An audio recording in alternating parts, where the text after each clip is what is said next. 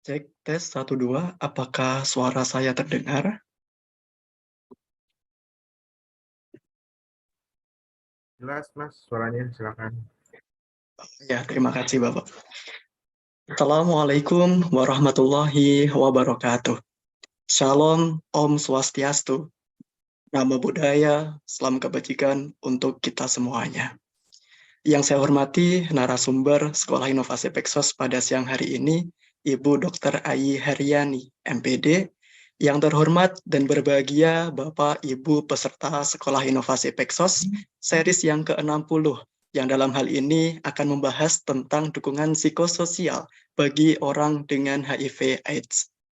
Puji syukur kita panjatkan kepada Allah Subhanahu wa Ta'ala karena atas limpahan rahmat, taufik, dan hidayahnya semua dapat hadir di Zoom ini dalam keadaan sehat walafiat, tidak ada halangan suatu apapun, dalam rangka menambah ilmu dan meningkatkan diri menjadi pribadi yang lebih baik lagi dalam kerangka mengemban amanah di ranah sosial. Bapak, Ibu, dan teman-teman semuanya, semoga di siang hari ini kabar baik tetap menyertai kita semua.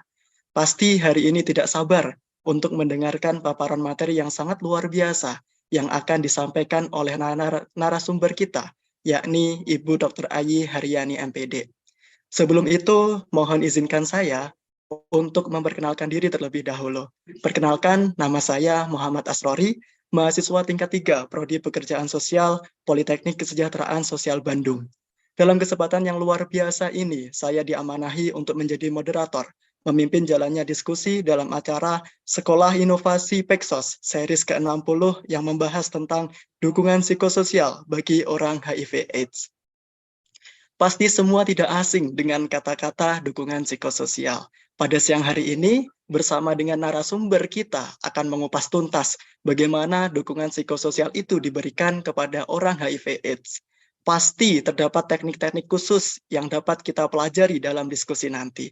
Baik, Bapak, Ibu, dan teman-teman, izinkan saya juga memperkenalkan narasumber kita pada siang hari ini.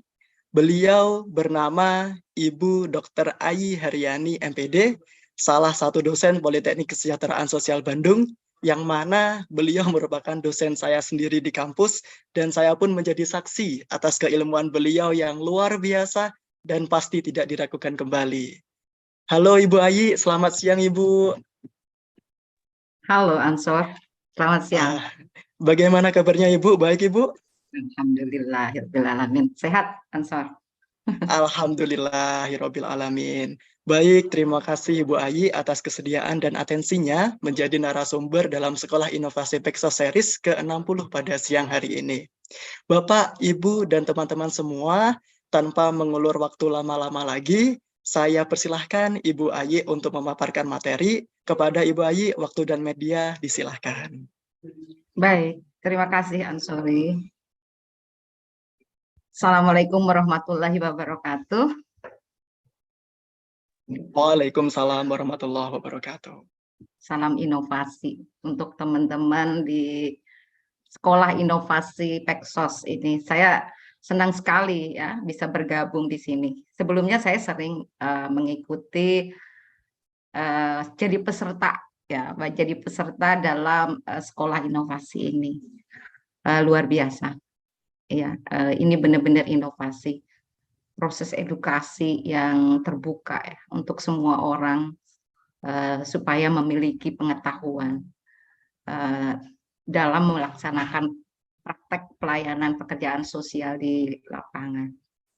Nah, pada kesempatan ini saya diamanahkan ya untuk berbagi pengalaman terkait dengan bagaimana selama ini ya saya berkecimpung di dalam penanganan permasalahan orang dengan HIV/AIDS. HIV/AIDS ini tantangan yang luar biasa dan saya punya ketertarikan tersendiri ya. Berbagai isu permasalahan sosial di masyarakat kita ini memang banyak. Salah satunya HIV, dan ini adalah tantangan buat saya karena isu permasalahan dari HIV ini luar biasa dan hampir sulit untuk dicarikan jalan keluarnya, ya.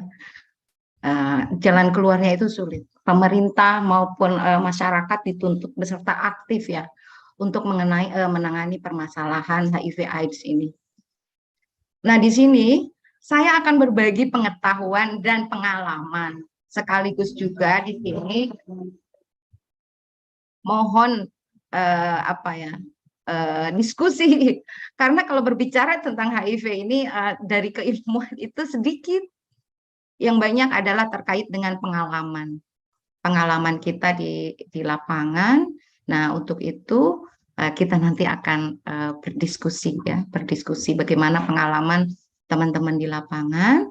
Nah, di sini saya sebagai akademisi mencoba meramu situasi permasalahan sosial dengan keilmuan lain terkait dengan kondisi psikososial dari orang HIV. Saya ngambil dari beberapa ahli dan diimplementasikan ke dalam kondisi psikososial orang dengan HIV/AIDS ini. Oke, kita mulai ya. Oke. Nah, ini materi kali ini. Materi ini sekali lagi sudah diketahui tadi kata Ansor juga ya. Pasti sudah diketahui oleh teman-teman semuanya. Makanya di sini saya nanti akan lebih banyak diskusi dan menyampaikan secara cepat. Berapa lama waktu saya, Ansor? Untuk paparannya kurang lebih 45 menit, Ibu. Oke, cukup ya. Baik, nah di sini kita akan mulai dari HIV dan AIDS ini ya. Berbicara tentang HIV dan AIDS ini kalau dilihat ya, ini adalah masalah kesehatan sebenarnya. Masalah kesehatan. Di sini di mana ada virus yang bisa menginfeksi manusia. Keistimewaan virus ini adalah virus ini belum ada obatnya, gitu ya, belum ada obatnya. Tapi virus ini juga hanya hidup di dalam tubuh manusia, ya. Jadi kalau di dalam hewan atau umpamanya di luar tubuh manusia itu tidak akan hidup, ya. Di air tidak, di udara tidak, gitu ya. Jadi virus ini hanya hidup di dalam tubuh manusia. Nah, sehingga ketika hanya hidup di dalam tubuh manusia, penularannya pun tidak lewat udara, tidak lewat air, juga tidak lewat alat-alat yang lainnya. Di sini kita ketahui banyak mitos fakta ya terkait dengan mitos tentang HIV ini yang memperburuk untuk kelangsungan hidup orang dengan HIV/AIDS ya, di mana orang mengkonotasikan bahwa HIV itu bisa menular lewat tempat makan gitu ya, tempat duduk gitu, mandi bareng dan sebagainya gitu. Nah, tapi kalau kita sudah paham bahwa HIV itu hanya hidup di dalam tubuh manusia, sehingga penularan itu, mitos-mitos yang berlaku di masyarakat itu paling tidak oleh teman-teman yang ada di sini itu bisa difahami dan diyakini ya, bisa difahami dan diyakini. Bahkan ketika kita tidur dengan orang HIV sekalipun, virus itu tidak akan menular, kecuali kita melakukan hubungan intim dengan orang-orang yang terinfeksi HIV gitu ya. Karena apa? HIV ini hidup di dalam cairan sperma ya maupun cairan vagina. Nah, itu yang akan menularkan ya. Tapi kalau umpamanya Ansori gitu ya, punya teman HIV, makan bareng, kerja bareng gitu ya. Kalau mungkin ada kesempatan tidur bareng umpamanya ya, artinya tidur bareng di sini ya, entah laki-laki ya ansor ya. Kalau perempuan walaupun kalaupun kamu tidak melakukan hubungan intim kan tetap nggak boleh ya. Nah, di sini nggak boleh. Tidak akan menular ya. Nah, kemudian di sini HIV itu berbeda ya dengan AIDS. HIV itu berbeda dengan AIDS. Orang yang terinfeksi HIV itu belum tentu terkena AIDS. Tapi AIDS ini adalah ketika seseorang ketika orang yang terinfeksi HIV kemudian kekal dalam tubuhnya sudah mulai melemah, kemudian semua penyakit masuk ya menjadi satu gejala penyakit yang bisa menurunkan sistem kekebalan tubuh. Jadi kalau di dalam istilah medis itu udah komplikasi, gitu. Jadi akut gitu. Nah, tapi apakah semua orang yang terinfeksi HIV saat ini kena AIDS juga? Belum tentu, ya, belum tentu.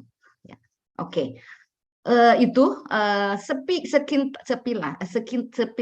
sepintas ya terkait dengan HIV. Balik lagi, harapan saya di sini adalah ada perubahan perilaku ketika teman-teman sudah mengetahui gitu, bahwa HIV itu tidak menular lewat air, tidak menular lewat udara, tidak menular lewat benda gitu ya.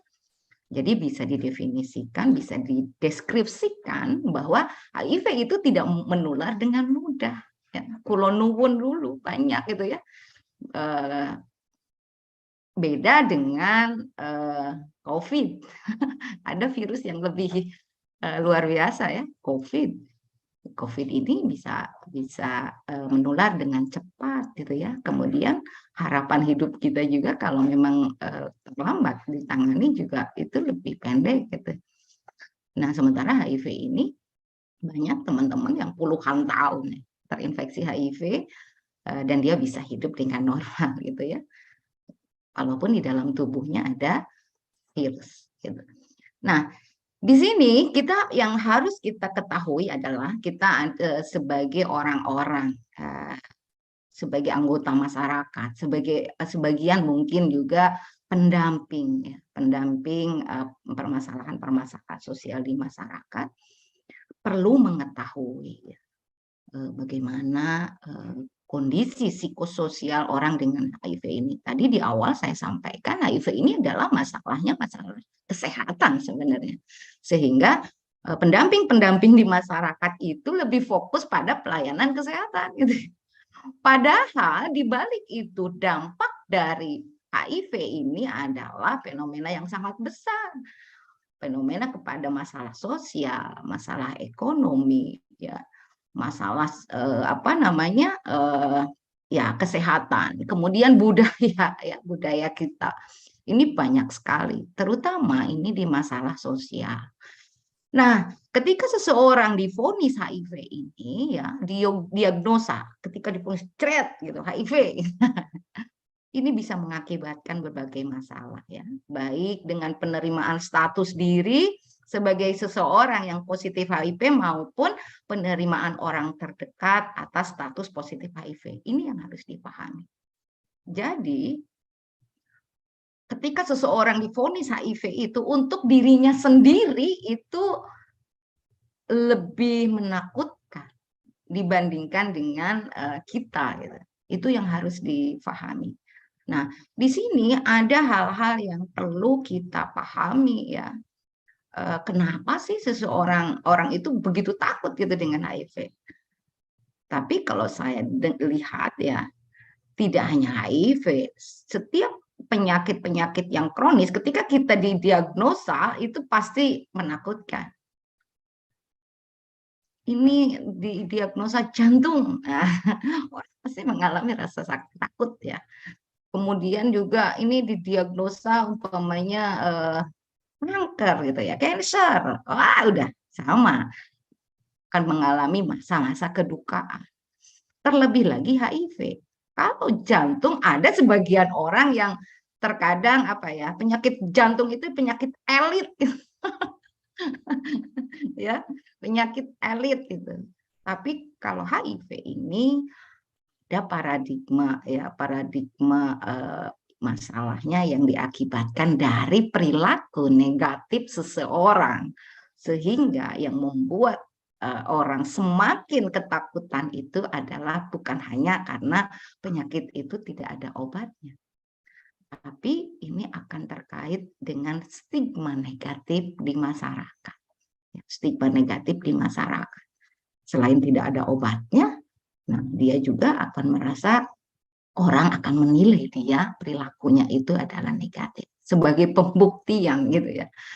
Tapi kalau dilihat sekarang banyak anak-anak ya, ibu rumah tangga yang hanya menjadi korban. Jadi kalau dilihat secara keseluruhan bahwa itu adalah mutlak akibat perilaku negatif, nah kita juga ya teman-teman pasti paham ya. Tidak semuanya seperti itu ya. Ada yang menjadi korban dari yang ditularkan dari orang tuanya, dari pasangannya gitu. Pasangan di sini artinya pasangan yang halal. Ya. Karena kalau yang tidak halal itulah yang disebut dengan perilaku negatif gitu ya. Oke. Nah, di sini ketika seseorang didiagnosa HIV ini ada dimensi-dimensi ya, tantangan-tantangan yang harus dihadapi oleh ODA. Ini yang harus dipahami. Dimensi kesehatan ini mutlak karena dia ada virus di dalam tubuhnya sehingga seumur hidupnya dia harus melakukan terapi, tidak boleh tidak, ya. Tidak patuh dalam melakukan terapi. Nah, ajal akan menjemput. Nah, di situ ya, ajal akan menjemput. Nah, terkait dengan dimensi kesehatan ini, ketika seseorang mengakses kesehatan, otomatis akan terkait dengan masalah ekonomi. Ya. Ekonomi berpengaruh dong, gitu ya. Ekonomi akan berpengaruh karena apa? Biaya kesehatan juga tidak sedikit, ya, tidak sedikit akan mempengaruhi dimensi ekonomi di dalam keluarga. Nah, di sini ada juga dimensi sosial budaya. Nah, nanti ini yang akan kita bedah ya, karena ranah kita adalah di dimensi sosial budaya ya, psikologisnya. Untuk kesehatan itu ditangani oleh kesehatan ya, untuk ekonomi juga ya, sepintas walaupun masalah sosial itu terkait dengan masalah ekonomi, tapi pada sesi kali ini kita akan fokus pada masalah psikososialnya. Nah, di sini juga masalah psikososial ini juga akan terkait dengan dimensi motivasi ya, karena motivasi itu berangkat dari masalah psikis seseorang. Nah, jadi nanti kita akan dimensi sosial budaya dan dimensi motivasi yang akan dibahas pada sesi kali ini.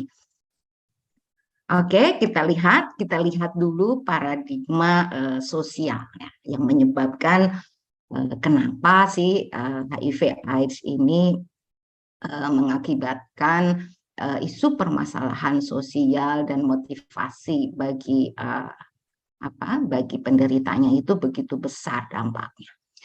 Nah, di sini ada konstruksi sosial masyarakat terkait dengan HIV/AIDS ini yang dipandang negatif.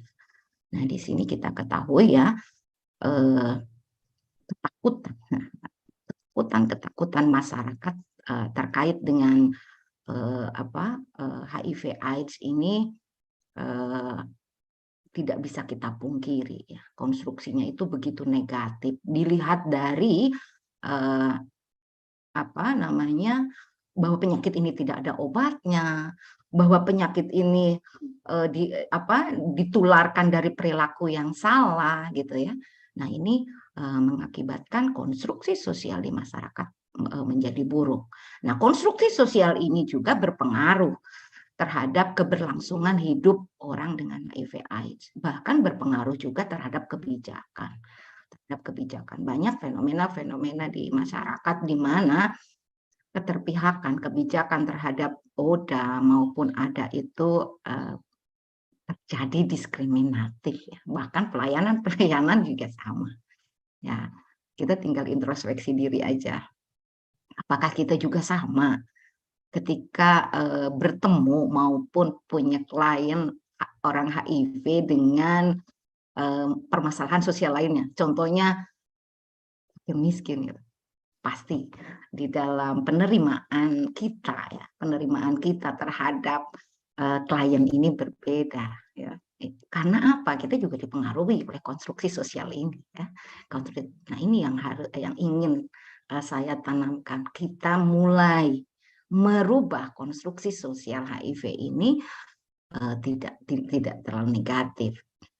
Karena pada dasarnya pelayanan kita itu adalah maju ke depan, bukan mundur ke belakang, ya, bukan mundur ke belakang, tapi kita itu adalah maju ke depan. Nah, di sini stigma ODA maupun ADA ini terkait dengan dua stigma. Nah, yang mendapatkan stigma itu banyak ya dari permasalahan-permasalahan sosial ini. Contohnya disabilitas. Disabilitas ini juga banyak stigma, sehingga penerimaan ya keluarga maupun masyarakat terhadap disabilitas juga ini cenderung agak kesulitan ya. Tapi untuk disabilitas ini hanya mengalami satu stigma ya, yaitu stigma instrumental di mana mereka hanya mengalami keterbatasan. Tidak ada stigma simbolik di sini. Kalau disabilitas ini, di mana stigma simbolik ini yang dilambangkan bahwa penularan atau penyebab dari kedisabilitasan ini tidak terkait dengan isu-isu masalah negatif. Ya. Tapi kalau orang dengan HIV ini penyebabnya itu kan karena penggunaan NSA, jarum suntik gitu ya, seks bebas gitu ya. Kemudian kelompok-kelompok yang beresikonya juga ya adalah termasuk kelompok-kelompok yang dikonstruksi oleh masyarakat adalah kelompok-kelompok yang negatif. Nah, sehingga stigma untuk HIV ini adalah ganda, lebih besar gitu ya. Orang juga jadi takut, mungkin juga benci, bahkan banyak ya sebagian kecil memang. Tapi masyarakat berpikir, udahlah, orang HIV itu dianggap orang yang tidak berguna. Itu adalah kutukan gitu ya. Kuntik mati aja gitu. Seperti itu ya. Nah, itu karena apa? Ketidakfahaman, kemudian konstruksi sosial yang diakibatkan oleh stigma ini yang cukup besar. Ya, stigma ini cukup besar. Selain tidak bisa, belum ada obatnya. Nah, ya, kemudian juga cara penularan dan cara penyebab dari terinfeksinya ini yang memberikan simbol negatif. Ya. Nah, ditambah lagi pengetahuan masyarakat tentang HIV ini minim. Banyak meyakini ya hal-hal yang beredar tanpa mencari kebenaran, yang disebut dengan mitos. Ya. Dan mitos ini sudah menjelma menjadi keyakinan, diyakini oleh masyarakat. Ya. Jadi beberapa mitos di masyarakat terkait dengan HIV ini banyak yang merugikan orang HIV-nya sendiri maupun masyarakatnya sendiri. Masyarakatnya sendiri juga rugi gitu. Sebenarnya orang HIV kan sama aja potensialnya dengan kita ya, selama dia dalam kondisi sehat gitu. Potensi-potensi yang dimiliki oleh seseorang ketika kita sudah menstigma maupun mendiskriminasi, otomatis kita tidak bisa ya memanfaatkan maupun mengembangkan potensi yang dimilikinya itu. Nah, terkait dengan stigma ini, stigma yang paling besar dari orang HIV, dari HIV ini adalah substigma. Stigma yang ada di dalam dirinya. Karena begini, orang lain tuh mungkin tidak tahu bahwa dirinya itu HIV. Tapi ketika seseorang divonis HIV, stigma dirinya itu yang paling besar. Dan kita yang harus ketahui adalah paling sulit adalah merubah stigma diri itu. Stigma diri dari orang HIV-nya sendiri. Nah, ini untuk teman-teman yang ada di lapangan ya. Stigma yang paling besar bagi orang HIV itu adalah dari dirinya. Dia berpikiran jangan-jangan orang begini, jangan-jangan orang begini, jangan-jangan orang begini gitu ya. Makanya tidak sedikit orang-orang HIV yang menarik diri, orang-orang HIV yang mungkin ingin bunuh diri gitu ya, mungkin bunuh diri karena stigmanya itu adalah lebih besar ya daripada stigma yang diberikan oleh orang lain ya. Itu sepintas terkait dengan paradigma sosial HIV yang berdampak pada semakin besarnya masalah-masalah sosial psikososial ya yang dialami oleh orang dengan HIV/AIDS. Oke, berikutnya adalah kita penting untuk mengetahui ya sepintas saja ini ya.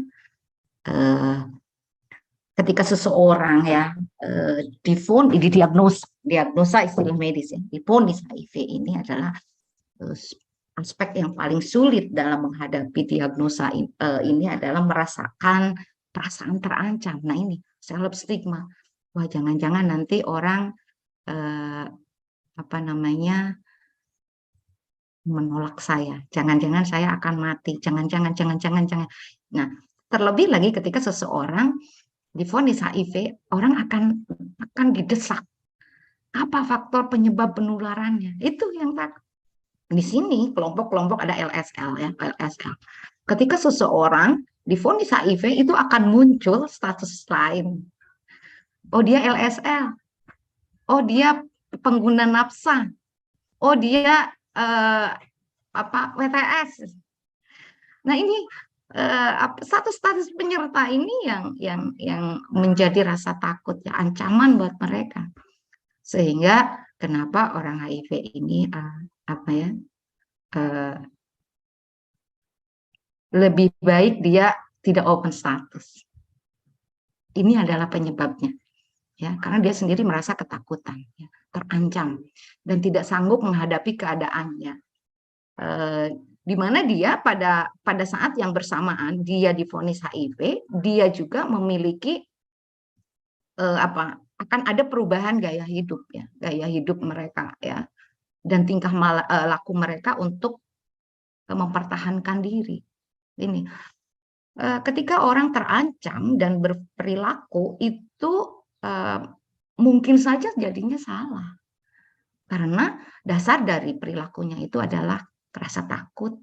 Orang yang ketakutan ya mungkin akan ngumpet gitu ya, kalau ngumpet, menghindar gitu ya. Jadi kalau kenapa orang-orang HIV mungkin justru dianya gitu yang tidak proaktif terhadap kita, karena dia sendiri merasa ada perasaan terancam. Ya.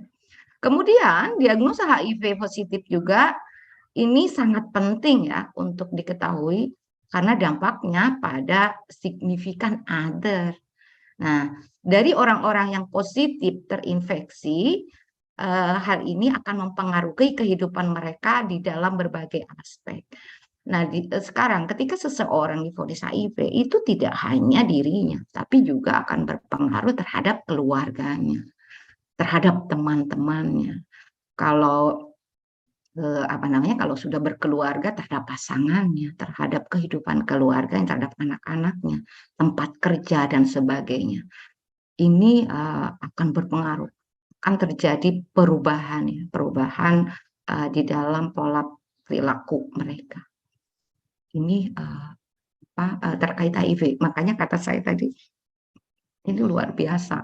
Isu masalah ini adalah luar biasa. Nah, sekarang kita akan tahu bagaimana apa sih yang disebut dengan psikososial. Tadi saya bilang kita akan beranjak pada dimensi psikososial, di mana di sini ada aspek psikologis ya, psikologis, sosial dan budaya di sini ya. Di sini adalah hubungan dinamis antara aspek psikososial dan sosial, di mana masing-masing saling berinteraksi dan mempengaruhi secara berkelanjutan. Dampak psikologis ini merupakan dampak yang mempengaruhi pikiran, keyakinan, perasaan, dan perilaku seseorang. Nah, jadi tidak bisa kita mengabaikan. Sedangkan dampak sosial ini merupakan dampak yang mempengaruhi hubungan ya, atau interaksi dengan keluarga, dengan teman, masyarakat, serta berbagai aktivitas atau kegiatan sehari-hari dia maupun kegiatan di masyarakat dan lingkungan sosial lain. Ini terkait dengan psikososial ya. Nah, kemudian apa sih yang disebut dengan dukungan psikososial itu sendiri? Nah, dukungan psikososial ini merupakan bantuan. Jadi, artinya di sini kalau tadi kita menceritakan tentang berbagai hal ya terkait dengan psikososialnya. Sekarang dukungan psikososialnya sendiri itu apa? Jadi sesuatu yang harus kita berikan ya, merupakan memberikan bantuan terhadap individu, keluarga, kelompok maupun masyarakat yang memperhatikan hubungan yang dinamis yang terjadi secara terus-menerus. Nah, di sini kita mungkin sering memberikan bantuan. Kalau sekali itu tidak bisa disebut dengan dukungan, tapi paling support gitu, support saja. Tapi kalau dukungan itu adalah dilakukan secara terus-menerus, ya, secara terus-menerus dan saling mempengaruhi antara aspek psikologis dan aspek sosial dalam lingkungan di mana individu maupun masyarakat itu berada. Ya, jadi teman-teman mungkin gini, oh saya sering kok memberikan dukungan psikososial pada teman-teman ODA, nah gitu. Nah, jadi apakah dilakukan secara terus-menerus gitu? Artinya ketika ODA membutuhkan kita atau kita juga ingin tahu keberadaan ODA atau kondisi ODA, nah di situ adalah terjalin yang disebut dengan pemberian dukungan secara profesional. Di sini kan disebutkan secara terus-menerus dan saling mempengaruhi. Saling mempengaruhi ini ada kepedulian, ya. Ketika ODA dia merasa terancam, merasa tidak nyaman, dia akan mencari kita.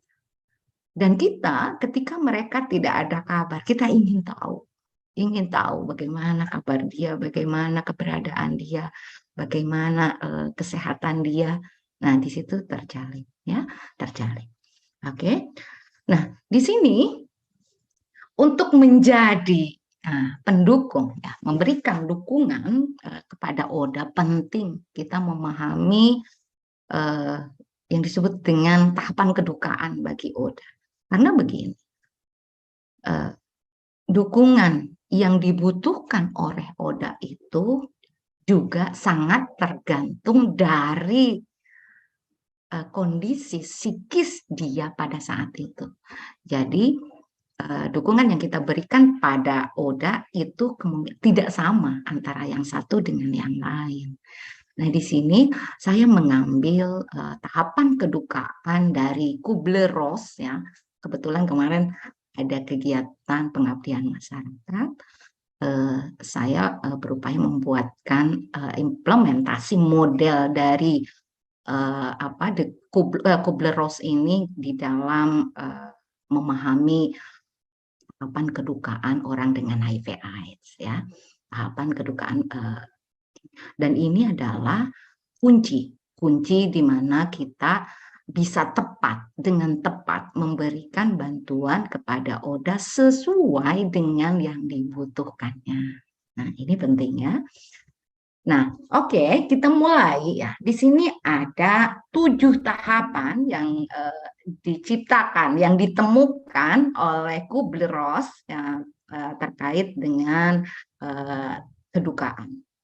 Yang disebut dengan kedukaan itu apa sih, Bu? Sesuatu hal yang mempengaruhi ya tingkat keamanan, kenyamanan, dan menimbulkan kesedihan yang mendalam terhadap seseorang. Kayak penyakit-penyakit kronis itu adalah akan mendatangkan efek kedukaan. Bahkan kedukaan ini kalau saya lihat dari isu-isu masalah sosial ini banyak ya. Ketika seseorang mungkin ditinggal mati seseorang ya yang dicintai, perceraian di dalam keluarga ya, atau putus hubungan. Tahapan kedukaan ini dari Kubler-Ross ini bisa membantu kita untuk memahami pada tahap mana sih orang ini berada. Karena setiap tahap ini perilaku, cara berpikir maupun penerimaan itu berbeda. Ya, berbeda. Oke, kita bareng-bareng untuk menyimak, terutama teman-teman yang berpengalaman. Setiap seseorang yang divonis atau mengalami sesuatu yang mengakibatkan kedukaan mendalam, pasti semuanya akan shock dulu, tidak menerima lah ya, tidak menerima. Nah, di sini ketika seseorang divonis HIV, ya, mereka itu akan shock. Cuman berapa lama nih tahapan antara satu tahap ya, ke tahap yang lainnya, ini tergantung juga dari ketahanan mental dia, ya, nilai-nilai yang ada di dalam diri dia, juga dukungan dari sekitarnya. Jadi kalau Bu Ai, mereka itu akan shock berapa lama? Ini tergantung. Makanya di sini penting untuk kita mengetahui, oh ini dia lagi shock. Nah, kita bisa digabungkan dengan pengetahuan kita. Seseorang yang sedang shock itu tidak bisa menerima umpamanya masukan, kritikan atau apa gitu, tidak bisa. Ya, shock. Bagaimana kita menenangkan orang shock? Sama saja, orang HIV juga sama. Mungkin dia hanya butuh ditemani, mungkin dia hanya butuh dibiarkan, ya. Hanya butuh dibiarkan. Jadi ketika seseorang terinfeksi HIV divonis, kita harus tahu dia sendiri shock. Nah, shock ini situasi yang normal. Ketika keadaan tidak normal, ya dia shock. Ini adalah situasi yang normal. Jadi Anda jangan berpikir ini adalah masalah, ya. Bukan. Jadi ketika seseorang berada dalam situasi yang tidak normal, dia divonis HIV, nah reaksi dia tidak normal dengan mungkin berteriak, menangis, itu adalah normal. Ya. Shock ini, nah tapi ketika dia shock dan dia justru dalam situasi yang tidak normal, dia malahan happy aja, itu yang tidak normal. Nah, secara umum dan normalnya orang yang berada di dalam situasi tidak normal itu adalah berperilaku juga tidak normal. Dia menangis, dia. Tapi kalau umpamanya ada orang ditinggal meninggal orang tuanya atau orang-orang yang terkasihi, dia tenang aja, tidak ada nangis, tidak apa, udah. Itu adalah situasi orang tidak normal. Di sini mungkin kita penting untuk mengetahui jangan-jangan dia mengalami masalah psikis yang dalam, gitu ya. Tapi di sini yang harus kita pahami adalah dalam situasi shock, apa sih yang dibutuhkan oleh ODA, ini penting untuk kita ketahui. Nah, kemudian selain dia shock, dia juga akan melakukan penolakan. Dia menolak, kenapa saya? Apa iya, apa enggak? Bahkan tidak sedikit orang mengalami tes-tes berulang-ulang itu karena dia tidak yakin dengan penyakit yang dideritanya. Gitu ya. Sebenarnya ini saya mengalami bentar. Ini kenapa ininya mundur? Bentar dulu, saya naikkan dulu. Oke. Nah, kemudian mereka juga akan marah ya, menghadapi situasi seperti itu mereka juga akan marah. Oke. Sebentar, saya akan Oke. Nah, mereka marah, mereka juga akan frustasi, ya, frustasi. Nah, ini adalah tahapan-tahapan yang akan dilalui, ya. Bagaimana dia marah, bagaimana dia melakukan penolakan, setiap orang tentunya berbeda. Tapi kita harus paham bahwa ini adalah tahapan-tahapan yang akan dilalui oleh mereka, ya, ketika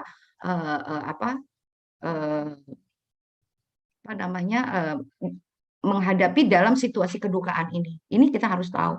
Dia marah, ya biarkan saja. Selama kemarahannya itu adalah tidak merusak dan merugikan dirinya sendiri. Ya, banyak orang yang marah atau menolak bahkan sampai bunuh diri gitu. Nah, itu yang harus kita ketahui. Bagaimana kita mengantisipasi dampak dari shock, dari marah, ya, dari penolakan itu yang tidak merugikan terhadap dirinya sendiri. Dan di sini harapannya adalah tadi di awal saya sampaikan bahwa yang mempengaruhi berapa lama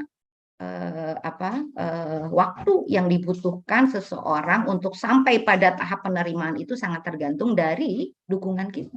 Nah, ketika berbicara tentang dukungan tadi, makanya mulai dari tahap dia menolak, dia marah, itu harus kita memberikan dukungan.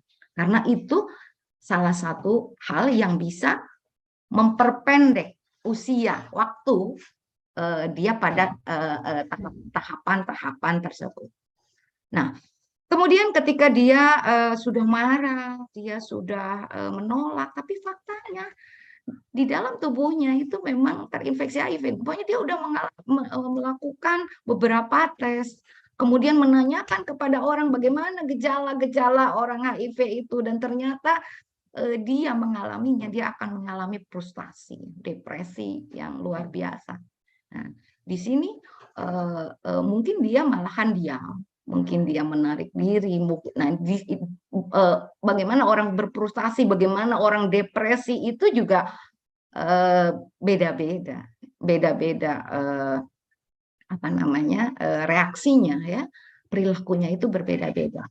Tapi ketika kita fokus bahwa kita akan mendampingi mereka, kita penting untuk mengetahui mungkin dari significant other, ya, bagaimana reaksi dia ketika dia marah, bagaimana reaksi dia ketika dia umpamanya mengalami kedukaan yang mendalam.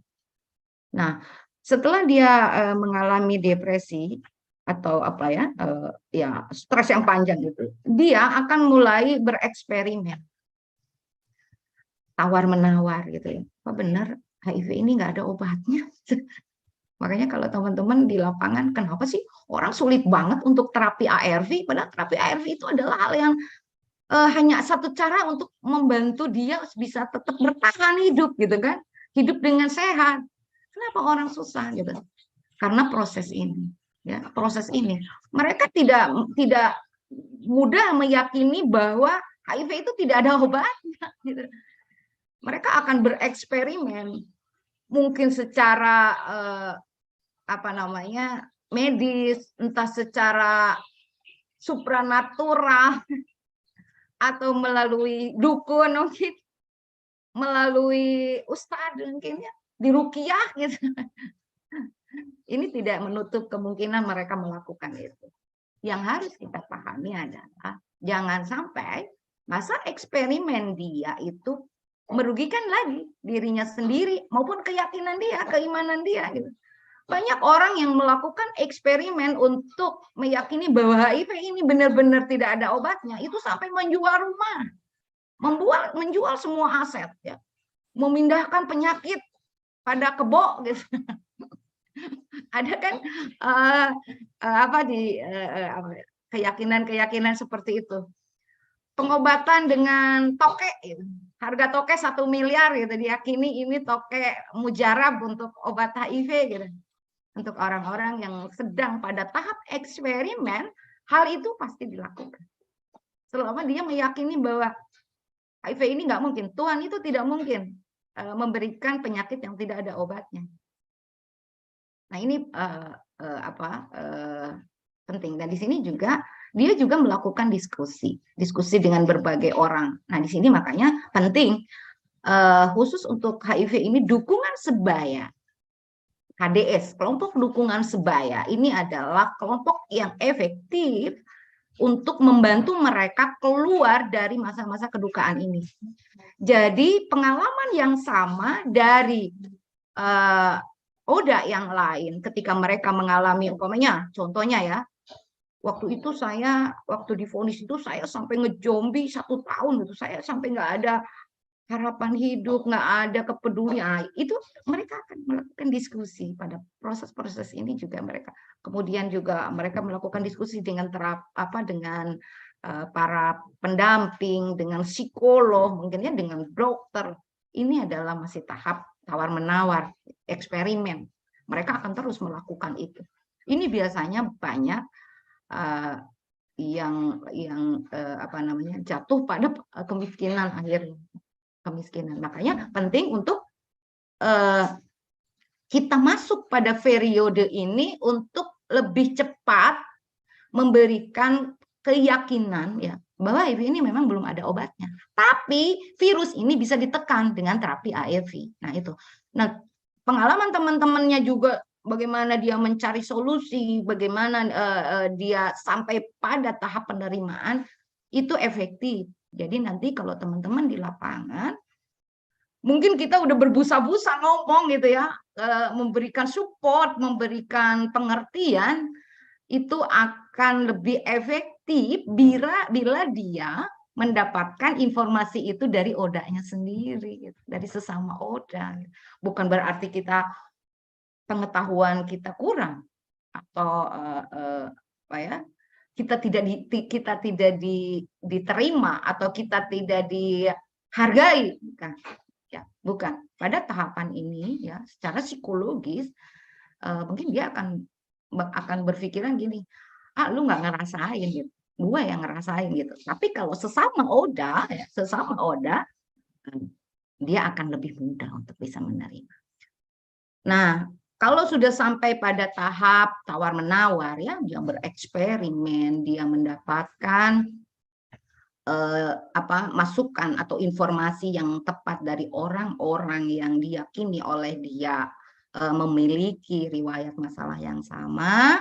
Nah, baru dia akan mulai berintegrasi dengan penyakitnya. Dia baru bisa menerima bahwa HIV itu tidak ada obatnya. Berobat ke dukun itu salah, gitu ya. Obat yang tepat adalah melakukan terapi tepat waktu dengan segera. Ya, kalau istilah pendamping itu apa namanya, kepatuhan minum obat. Nah, gitu, kepatuhan minum obat. Nah, jadi teman-teman, umpamanya, kenapa sih Oda ini kok nggak mau open status? Kalau teman-teman sudah memahami tahapan-tahapan kedukaan yang dialami oleh Oda dan kondisi psikis mereka, teman-teman pasti akan paham. Kemudian kenapa sih mereka sulit gitu untuk diarahkan pengobatan, terapi obat yang tepat waktu, yang patuh, kok sulit gitu. Nah, kalau teman-teman paham di sini terkait dengan tahapan kedukaan ini, tidak akan kaget lagi ya. Nah, tugas kita adalah bagaimana mempersempit jarak waktu dari mulai mereka divonis mengalami shock sampai mereka menerima berintegrasi dengan penyakitnya, sebisa mungkin ini yang kita persingkat. Kalau mungkin sebelum-sebelumnya sebagian orang yang tanpa diberikan dukungan ya, pendampingan itu sampai 1 tahun ya baru bisa berintegrasi. Ya, mudah-mudahan dengan proses pendampingan ini bisa berkurang, bisa jadi 1 bulan, bisa jadi 2 bulan gitu ya. Nah, nanti di sini teman-teman juga harus dibekali dengan pengetahuan dan keterampilan bagaimana mendampingi orang pada tahap mana. Bagaimana mendampingi orang pada tahap menyalahkan diri sendiri, pada tahap menolak, gitu ya. Kemudian pada tahap depresi, gitu ya. Pengetahuan dasar terkait dengan konseling ini penting. Pada saat cuman cukup dipegang itu sudah efektif daripada kita banyak ngomong. Ada tahap di mana mereka hanya ingin didengarkan, tidak mau mendengarkan sepatah kata pun. Nah, jadi pengetahuan ini akan efektif kalau kita didukung dengan keterampilan dan pengetahuan lain terkait dengan bagaimana menghadapi orang-orang pada situasi krisis. Ya, ini terkait dengan tahapan kedukaan dari orang dengan HIV/AIDS yang menurut saya ini penting untuk kita ketahui. Nah, kemudian di sini kita penting juga untuk mengetahui bagaimana sih kondisi psikososial yang baik itu, gitu ya, atau yang sehat itu. Nah, ini dari beberapa ahli saya melihat tanda-tanda dari orang-orang yang memiliki kondisi psikososial yang sehat itu, pertama, memiliki perasaan yang baik atau positif terhadap diri sendiri. Nah, gitu. Sekarang orang HIV itu agak sulit untuk ini, karena untuk dirinya sendiri itu ada rasa menyalahkan diri sendiri. Aduh, jangan-jangan saya mempermalukan nama baik keluarga, saya udah mencoreng, nah itulah banyak hal. Kemudian merasa nyaman berada di sekitar orang lain. Nah, ini tidak ada perasaan stigma ya. Oh, jangan-jangan orang nanti akan begini sama saya. Jangan-jangan orang bahkan itu hilang. Ini tanda orang sehat secara psikososial. Kemudian mampu mengendalikan ketegangan dan kecemasan. Ini untuk sampai pada tahap ini mungkin kita sendiri juga penting ya, tidak hanya Oda yang harus memiliki kondisi psikososial ini, kita sendiri bisa merasakan ya, introspeksi diri. Apakah kita sudah memiliki perasaan yang positif terhadap diri sendiri gitu kan? Apakah kita merasa nyaman berada di setiap lingkungan orang gitu ya? Kalau kita masih merasa tidak nyaman, aduh ketika masuk dalam kelompok ini, aduh saya tidak nyaman, berarti kondisi psikososial Anda itu terganggu. Nah, sama juga ini, apakah kita masih bisa mampu nggak mengendalikan ketegangan dan kecemasan supaya tetap tenang gitu? Banyak orang-orang yang mengalami permasalahan ya, pengalaman hidup maupun meningkatnya usia seseorang, biasanya kemampuan ini akan banyak membantu pada arah yang positif. Kemudian mampu menjaga pandangan atau pikiran positif di dalam hidupnya. Nah, ini tidak ada negative thinking. Gitu. Kemudian merasa bersyukur ya, rasa bersyukur terhadap apa yang dimiliki dalam hidup, bahkan untuk hal sesederhana sekalipun. Kemudian mampu menghormati dan menghargai alam dan lingkungan sosialnya. Ini adalah kondisi psikososial yang dianggap baik dan sehat ya, dan tentunya penting untuk kita miliki ya. Yang lainnya terkait dengan dukungan psikososial ini bisa dibaca saja. Nah, selanjutnya adalah bagaimana pengalaman kita ya dalam mendampingi Oda maupun mendampingi klien yang tentunya berdasarkan pengalaman Anda, perubahan-perubahan atau tahapan-tahapan kedukaan ketika seseorang menghadapi masalah. Nah, selanjutnya ke depannya saya berharap ketika teman-teman menghadapi sesuatu yang mengakibatkan Anda berduka, Anda bisa untuk diri sendiri pun memahami bahwa saya dalam kondisi apa dan segera bangkit dari keterpurukan Anda. Itu saja yang bisa saya sampaikan. Mudah-mudahan waktunya tidak berlebihan ya. Selanjutnya saya kembalikan pada moderator. Assalamualaikum warahmatullahi wabarakatuh.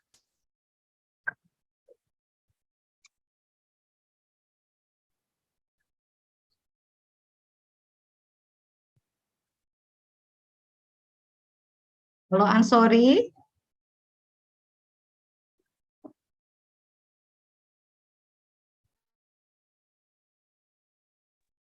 Halo moderator. Baik. Ya Ibu, baik Ibu. Terima kasih banyak Ibu Ayi sudah menyampaikan materi yang sangat luar biasa ya di siang hari ini, yang mana terkait dengan dukungan psikososial bagi HIV AIDS gitu. Oke, baik Bapak Ibu dan teman-teman yang berada di ruang Zoom meeting ini, untuk selanjutnya kita memasuki sesi tanya jawab. Untuk pelaksanaan sesi tanya jawab ini, nanti silahkan Bapak Ibu raise hand terlebih dahulu, nanti akan saya persilahkan untuk mengaktifkan mic-nya untuk menyampaikan pertanyaannya gitu.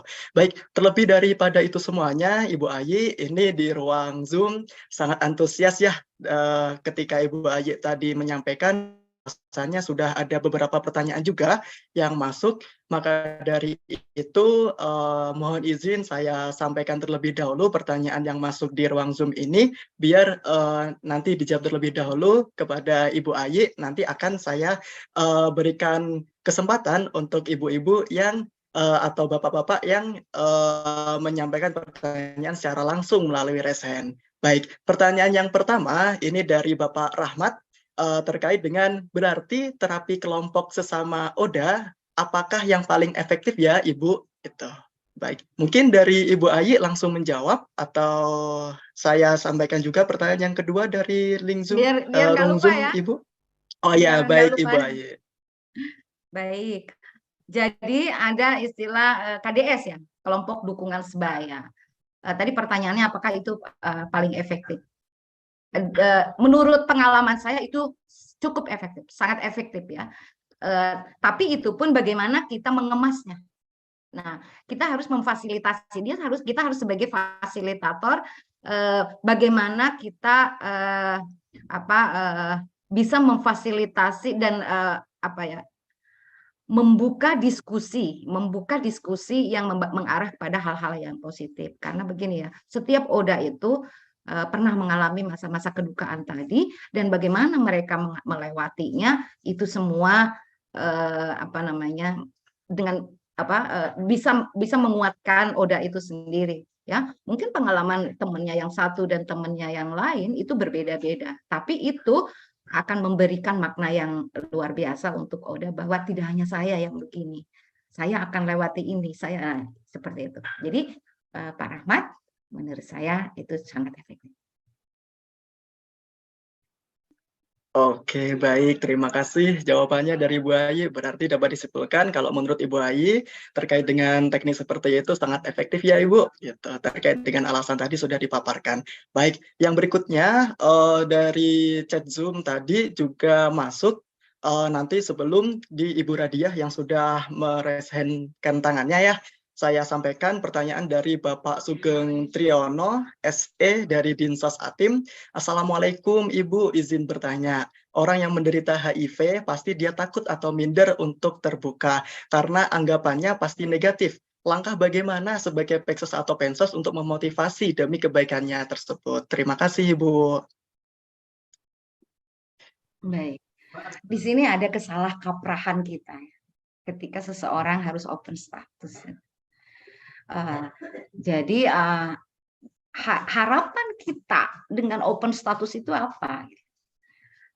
Artinya begini, ketika seseorang, contoh ya, ketika seseorang divonis cancer, apakah penting dia memberikan tahu ke semua orang, saya divonis cancer loh, kan tidak. Atau divonis jantung gitu, saya divonis jantung loh, gitu. Begitupun dengan ODA. Mereka yang disebut dengan open status itu hanya pada orang-orang yang akan terkait langsung dengan dirinya. Mungkin keluarga penting untuk mengetahui statusnya karena dia adalah sistem dukungan yang terbaik ya untuk ODA. Kemudian ketika ODA sakit di rumah, keluarga bisa tahu apa yang harus dilakukan. Nah, kemudian dia juga penting mengetahui statusnya ketika berhubungan dengan dokter. Karena apa? Dia perlu menginformasikan bahwa dia sedang terapi obat ini. Jangan sampai, umpamanya dia sakit kepala atau dia penyakit lain lah ya. Tapi dia juga penting menyampaikan ke dokter bahwa saya ini sedang terapi ini.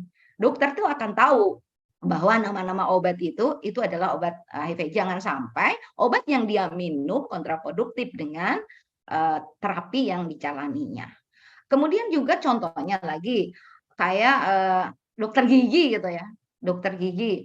Oh, saya positif HIV umpamanya gitu, HIV positif. Supaya apa? Tidak mengakibatkan penularan pada dokter tersebut. Jadi tingkat perlindungannya ditingkatkan. Jangan sampai umpamanya ada luka nanti ada pertukaran darah di situ, akhirnya menularkan pada dokternya. Atau pada saat anak mau disunat. Nah, ini ya. Saya pernah pengalaman ya, ada dokter yang nggak mau nyunat anak HIV gitu. ingat tidak hanya Vexos ya yang tidak paham, tidak. Jadi dokter sendiri banyak yang menolak untuk memberikan pelayanan pada ODA. Nah di sini ya, Bu, masa dokter begitu kan itu penyakit medis? Banyak dokter yang nggak mau. Jadi saya pernah mengadakan sunatan massal ya, satu peserta itu terinfeksi HIV. Nah saya menginformasikan pada panitia, ini harus disampaikan pada dokternya, maksudnya supaya melindungi dia gitu. Nah ternyata dokternya memang tidak mau. Akhirnya kita mencari rujukan dokter yang mau menerima gitu ya, menerima. Nah ternyata memang harus dites dulu kondisi kesehatannya, jumlah CD4-nya sehat atau tidak. Nah hal-hal seperti itu ya. Jadi istilah open status itu umpamanya ke tetangga gitu yang tidak ada kaitannya, kalau akan berdampak negatif itu juga tidak penting ya. Jadi tuntutan untuk open status itu seperti itu. Nah tadi kembali, bagaimana Bu untuk memotivasi dia? Dia akan muncul motivasinya manakala kita sendiri menerima dia. Ya, tinggal kita tadi di awal saya sampaikan stigma yang paling besar itu dialami oleh dirinya, stigma diri. Nah, untuk menghindari stigma diri itu berkumpul dengan kelompoknya itu adalah efektif juga untuk menghilangi stigma diri ya. Oh, tidak hanya saya. Dukungan keluarga, dukungan kita ya, penerimaan kita terhadap mereka itu juga akan memberikan pengaruh positif pada motivasi dia. Seperti itu ya. Seperti itu. Itu saja.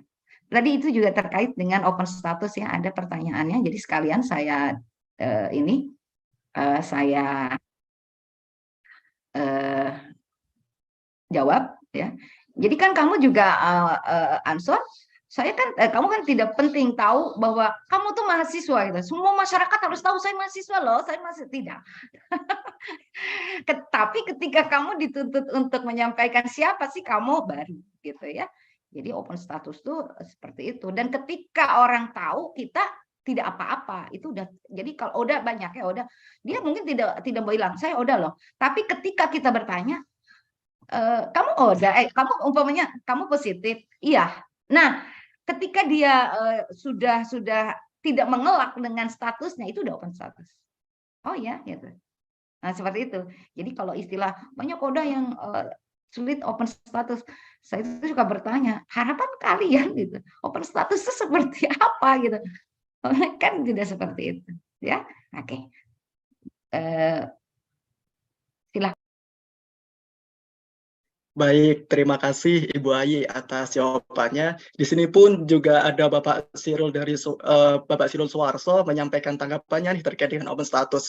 Seseorang ODIF mau terbuka atau tidak itu pilihan karena tidak semua ODIF bisa open status. Namun jika seorang ODIF dianggap mampu untuk buka status ya dipersilahkan begitu. Terima kasih tanggapan dan jawaban dari Ibu Ayi. Oh ya, oke. Semoga Sebentar, bisa terkait ya itu ada hak dilindungi oleh hukum di dalam Undang-Undang Kesehatan, mereka punya hak untuk tidak membuka statusnya. Makanya kita juga kalau mau open status terhadap ODA, umpamanya kita harus minta izin dulu. Boleh nggak saya perkenalkan kamu sebagai ODA? Nah itu karena ada undang-undangnya, itu Undang-Undang Kesehatan. Ya, oke, silakan. Oke, baik. Terima kasih tambahan jawaban dari Ibu Ayi. Oke, selanjutnya Bapak Ibu semuanya, ini tadi dari Ibu Radiah sudah resah ya. Sebelum nanti saya lanjutkan pertanyaan yang ada di chat Zoom. Mangga Ibu Radiah, waktu dan media saya persilahkan untuk menyampaikan pertanyaannya. Baik Pak, Assalamualaikum. Begini Pak, Bu, pertanyaan kepada Ibu Ayi. Saya Radiah Bu, penyuluh sosial dari Dinas Sosial Kota Langsa Aceh Bu. Itu kota saya loh. Ya Bu. Jadi Bu, tempo hari ada LSM Bu, lupa saya namanya. Dia menangani ODA Bu.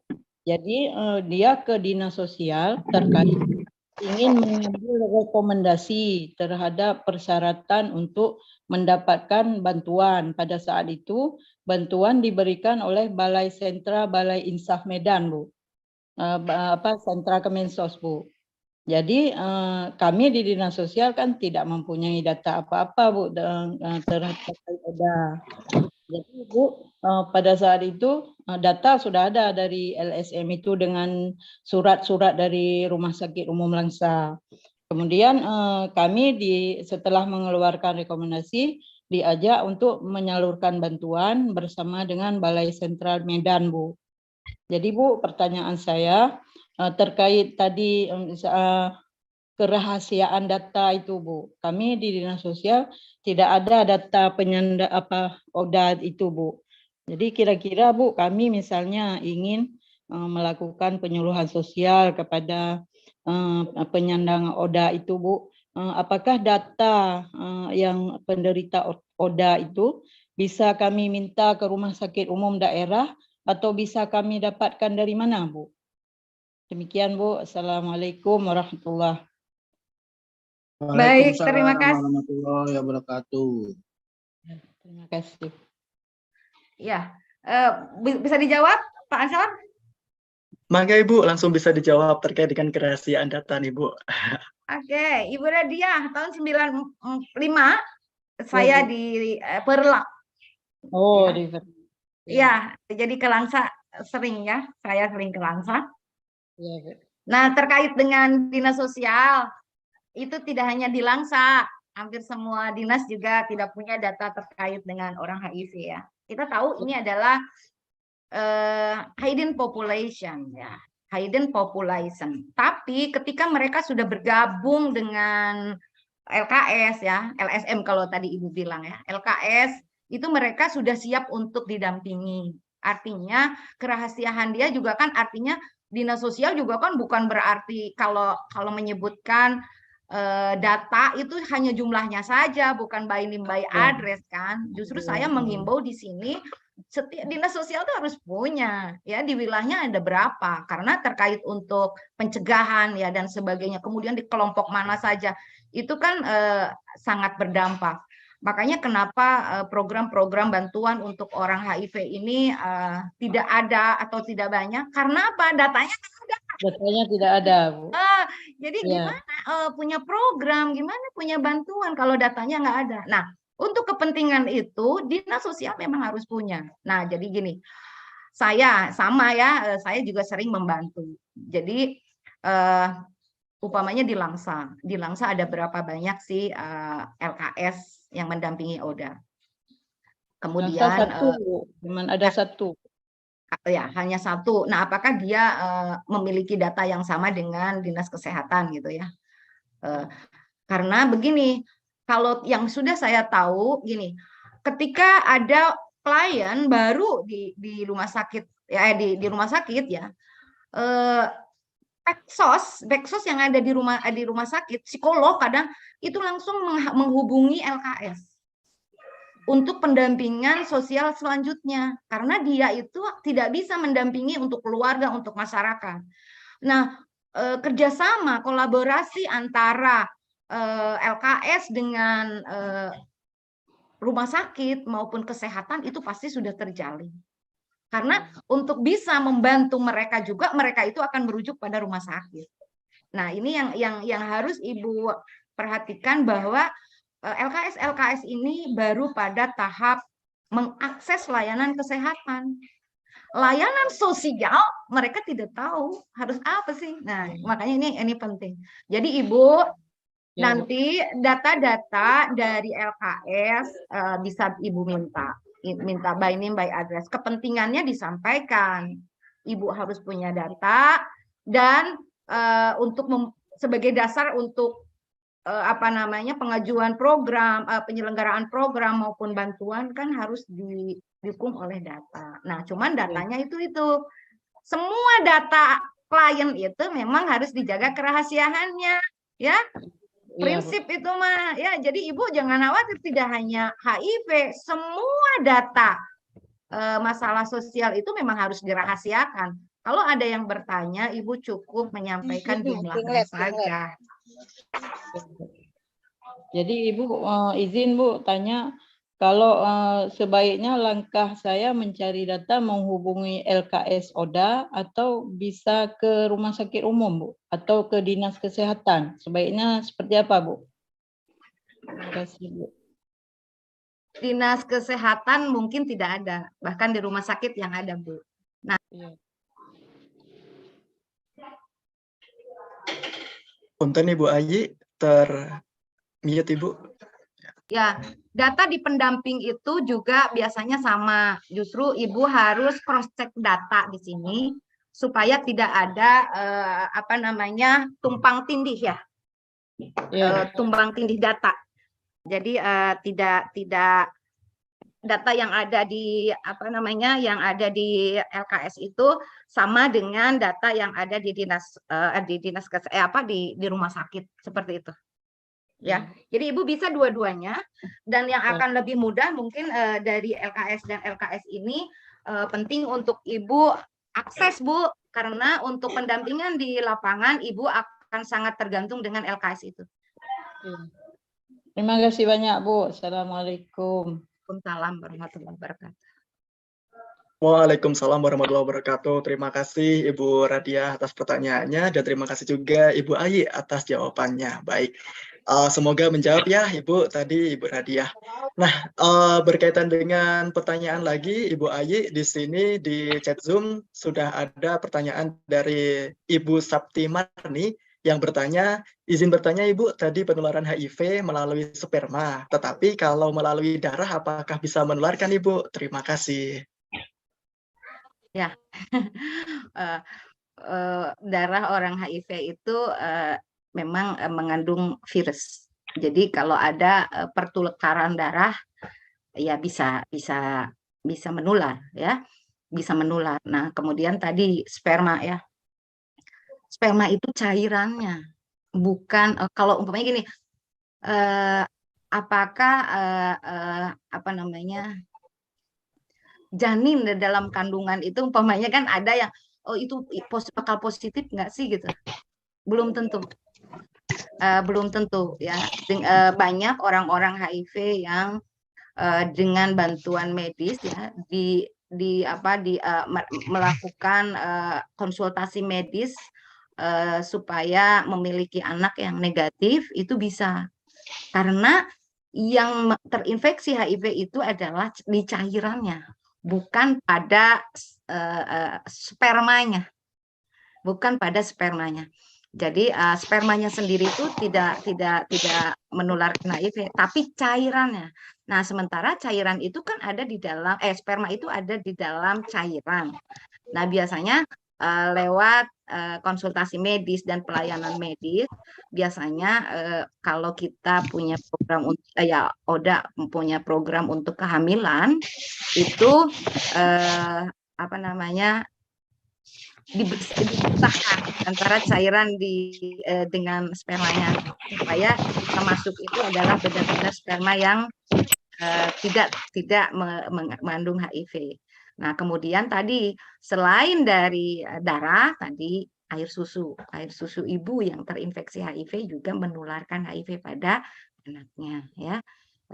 Itu betul, lewat darah juga. Baik, terima kasih Ibu Ayi atas jawabannya. Berarti bisa disimpulkan penularan HIV ini bisa melalui cairan sperma ya, bukan spermanya, bisa melalui darah, juga bisa melalui cairan susu ibu tadi ya, yang terkena HIV/AIDS gitu. Oke, semoga bisa menjawab pertanyaan dari Ibu Sapti Marni. Kemudian ada pertanyaan lagi Ibu di chat Zoom. Dari Ibu Ika Ayudia Pratiwi. Assalamualaikum, izin bertanya. Di satu sisi kita menggiatkan untuk melakukan diagnosis positif, terkhusus bagi orang-orang yang beresiko atau rentan. Namun mereka terancam oleh stigma masyarakat yang disebut tadi. Menurut Ibu, sebagai Pensos, pendekatan pertama yang harus dilakukan seperti apa sebagai penyuluh sosial? Terima kasih Ibu.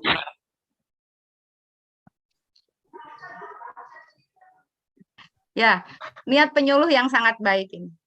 Ibu sebagai penyuluh begini, penting memberikan informasi yang tepat kepada masyarakat, menghindari stigma.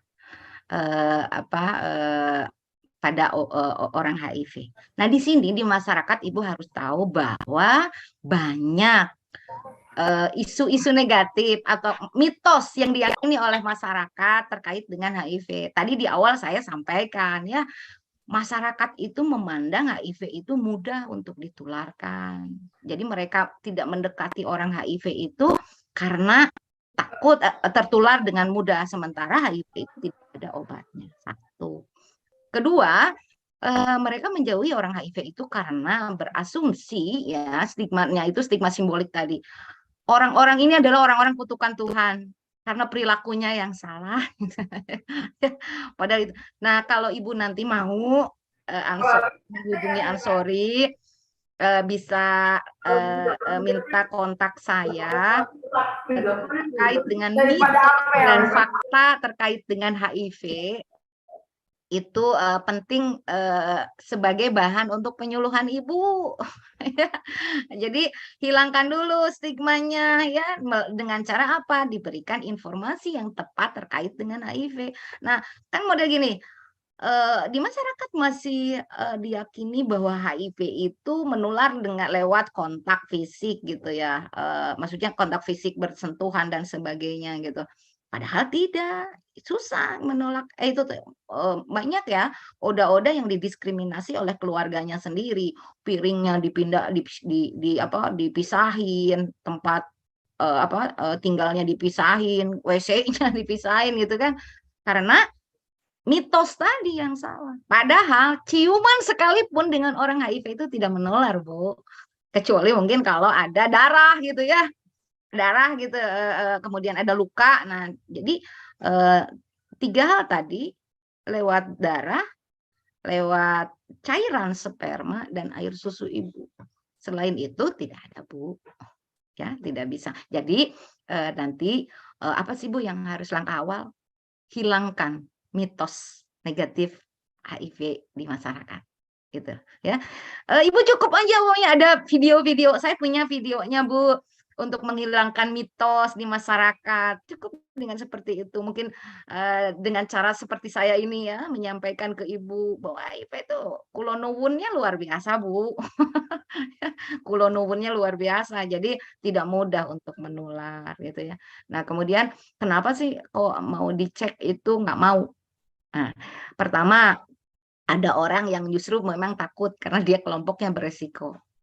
Ingat, Bu, tadi ya, orang yang paling takut dengan statusnya itu adalah dianya sendiri gitu ya. Dia nggak mau, dia tahu karena dia tahu dia tuh beresiko. Jadi untuk mengetahui status itu dia nggak mau. Makanya ketika mau tes itu, Bu, penting untuk dikonseling dulu ya.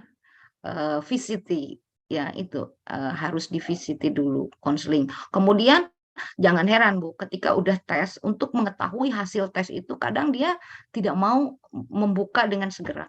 Ada orang yang sudah 2 bulan baru dibuka karena dia tidak siap. Itu harus difahami dan dimaklum, tidak apa-apa. Tidak apa-apa. Karena mereka juga dilindungi oleh hukum, Bu, ya. Ketika mereka belum siap ya, makanya di situ ada konselor-konselor di situ.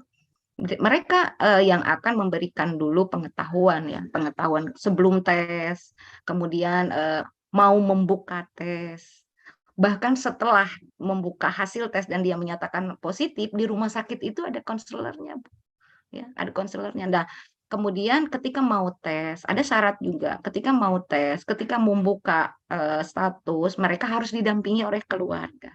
Karena apa? Dampak psikososial ketika dia divonis itu besar sehingga butuh dukungan orang supaya dia mampu melakukannya, gitu ya, keluarga dekat gitu. Jadi mereka harus kuat gitu untuk menerima. Jadi dia tidak sendiri gitu. Nah, itu prinsip-prinsip di dalam pelayanan. Kayaknya Atau masih belum puas, boleh dilanjutkan pertanyaannya.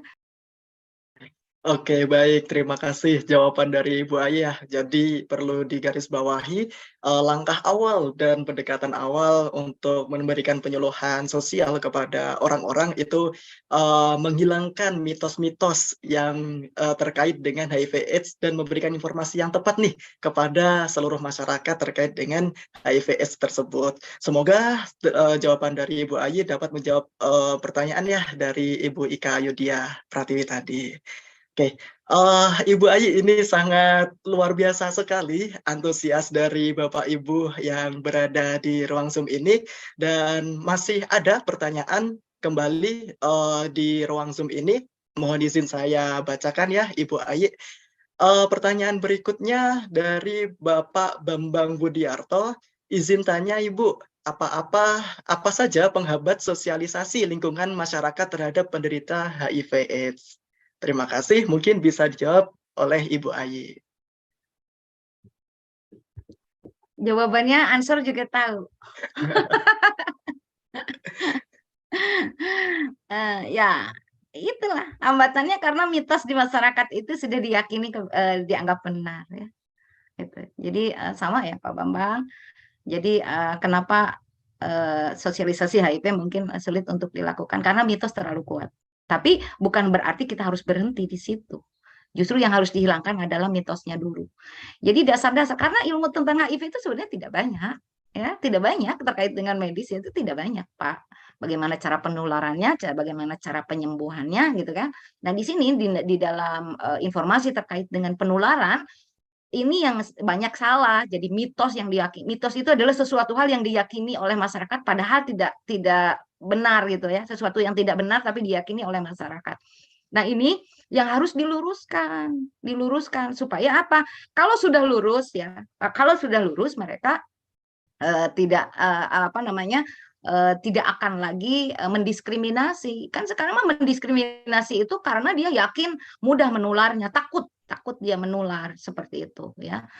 Nah, ini juga ya penting untuk teman-teman ketahui ya bahwa di masyarakat sebenarnya ketika saya itu kalau penyuluhan gitu kadang membawa ODA sendiri yang memang udah siap untuk diketahui statusnya oleh orang lain. Itu lebih efektif, Pak.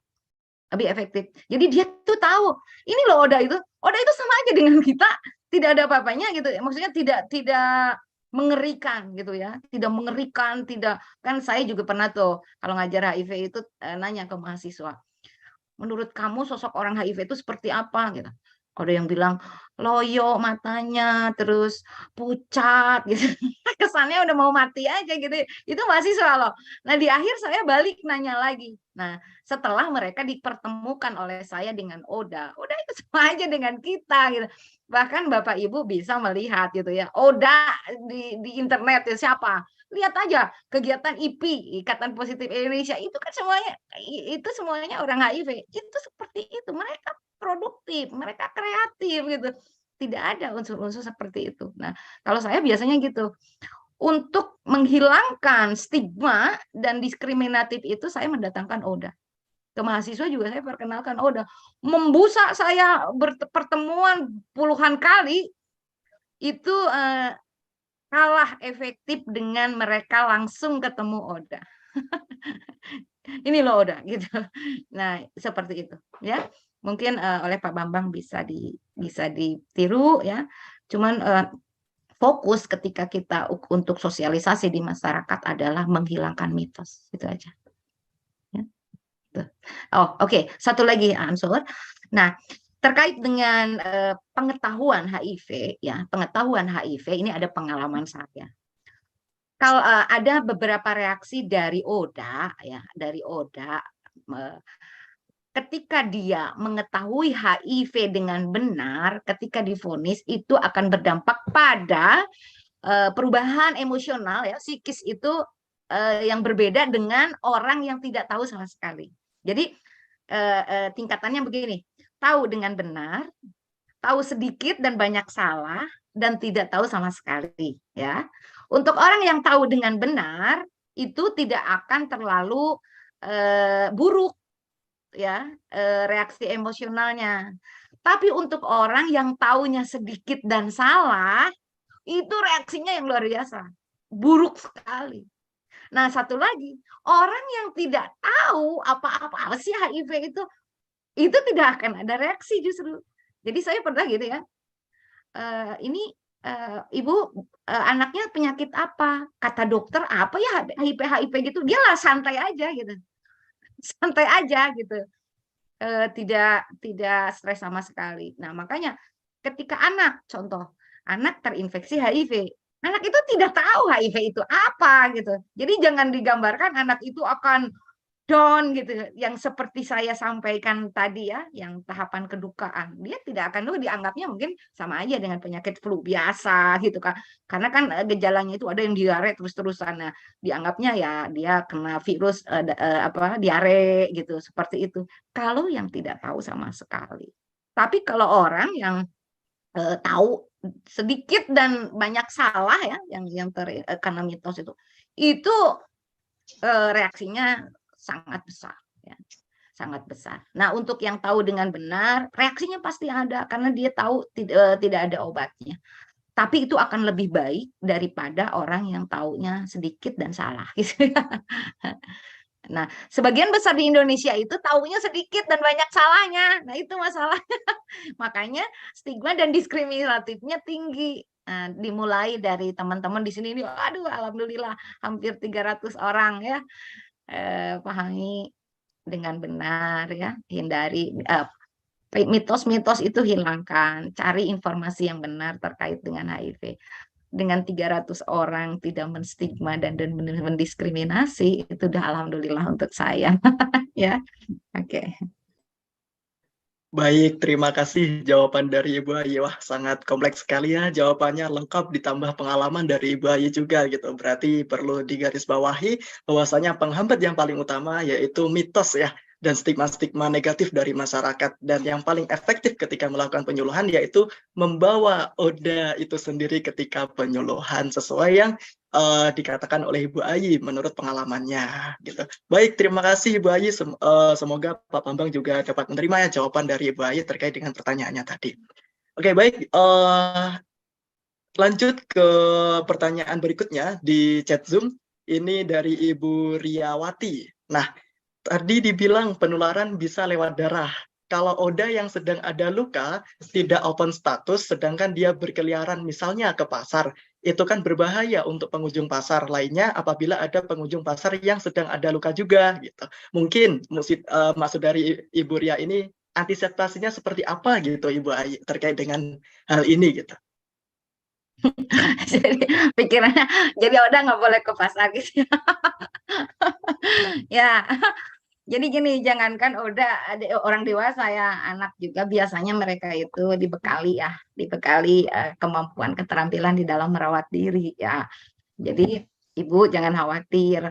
Jadi para medis itu udah membekali mereka dengan cara perawatan diri ya, perawatan diri. Jadi kalau umpamanya gini, Oda yang terluka gitu ya, dan mereka ditolong orang, dia pasti akan bilang, kalau dia memang udah open status, oh, maaf Pak, saya rawat sendiri aja, saya positif, contohnya seperti itu ya. Jarang sih, karena begini, untuk menular ya, itu harus dari ada akses untuk menularkannya ketika kita juga terluka gitu. Jarang lah orang yang terluka menolong orang luka juga. Jadi tolong berpikirnya tidak terlalu ekstrim gitu, supaya tidak menghambat kita di dalam proses mendekati ODA gitu. Ya, intinya itu jarang, dan anak-anak sendiri pun ya biasanya itu udah diajarkan cara merawat diri ya, ketika sakit jatuh di sekolah gitu. Saya tahu, saya sama mendampingi ODA anak-anak ya. Jadi ibunya itu udah dibawain ini, mulai dari tisu basah, tisu kering, kemudian perban ya, Tensoplast gitu. Jadi kalau ini mereka bisa merawat diri untuk itu. Jadi jangan khawatir juga terlalu begitulah. Tidak. Jadi yang dihindari itu sebenarnya gini, penyakit penyerta dari ODA. Ya, ODA itu sebagian besar itu mengalami TBC, TBC ya, TB ya. Nah, TB itu yang menular ya. Di HIV tidak HIV juga menular dan penularannya cepat gitu. Nah, orang HIV itu sebagian besar mengalami, tapi mereka setelah terapi TB ya dia sembuh gitu. Nah, selama dia TB yang harus dihindari itu justru penularan TB-nya gitu ya, bukan HIV-nya gitu. Ya, kalau HIV tidak mudah, insya Allah ya. Silakan. Baik, terima kasih jawaban dari Ibu Ayah. Sangat luar biasa sekali jawabannya. Nah, Bapak Ibu semuanya, ini dari Ibu Radiah tadi minta tolong di-share link video terkait usaha menghilangkan mitos negatif terhadap ODA. Makasih. Tadi juga ada yang minta Ibu materi dan video-videonya gitu. Mungkin nanti Ibu Ayi juga akan memberikan materi dan video-video tersebut. Nanti akan di-share satu pintu ya dari Ibu Meliati kepada grup gitu untuk Bapak Ibu semuanya. Nah, di sini juga di chat Zoom ada dari Bapak Makromin. Nah, izin share pengalaman selama bergaul dengan ODA, penularan betul lewat darah, air liur, dan cairan sperma. Tetapi hal tersebut dihitung beberapa cc dan imun tubuh kita juga. Oke, baik. Terima kasih pengalamannya Bapak Makromin ya. Gitu. Nah, di sini pun juga ada pertanyaan lagi, Bu, dari Ibu Asrifah Musa, ini yang menanyakan terkait dengan orang tua yang belum membuka status anaknya yang berusia di atas 13 tahun tentunya sangat beresiko dampaknya. Beberapa kasus anak ada yang tidak menerima dan akhirnya berhenti minum obat-obatan. Mohon saran-sarannya Ibu. Gitu. Mungkin Ibu Ayi bisa menjawab pertanyaan dari Ibu Asrifah Musa kepada Ibu Ayi, disilahkan. Baik, ya. Isu muncul itu terkait dengan open status pada anak itu memang jadi masalah besar ya, masalah besar sebenarnya untuk keluarga-keluarga ODA karena bingung untuk menyampaikannya seperti apa.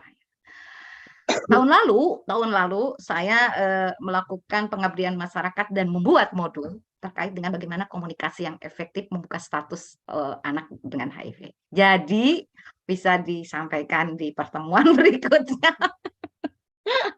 Karena begini, tapi langkah awal saja informasi bisa juga lewat KDS. Jadi dengan topik berbagi pengalaman menginformasikan HIV pada anak dari sesama ODA itu bisa menjadi salah satu alternatif.